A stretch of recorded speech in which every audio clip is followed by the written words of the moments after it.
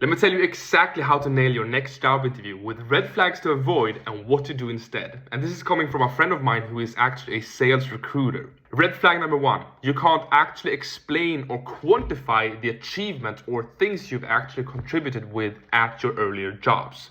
If you can't give one measurable result, it shows that you either have never reflected on your achievements or you've never actually made an impact at all. Instead, prepare 2 or 3 very short examples of where you actually made an impact, where you actually contributed. For example, I did this by increasing this X amount. It's very short and it's very easy, but it shows that you actually reflect on the impact you've had. Red flag number 2, your answers are vague or even meandering.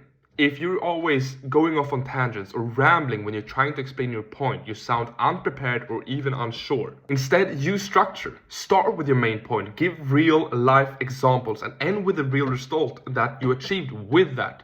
That is clear, it's understandable, and it's confident. Red flag number 3. You speak negatively about past teams or managers. Even if it's true, that doesn't matter. You sound very difficult to work with. Instead, reframe it as what you've learned. Talk about the challenge, but instead of talking negatively about the person, talk about how it made you grow. That shows actual maturity and not any resentment. It puts you on a positive side instead of the negative side right away. Red flag number 4, you rely on buzzwords. Strategic, ambitious, fast learner, but you can never back them up. That sounds overly polished, but very empty. There's nothing that proves your actual points. Instead, tell stories that back up your claims.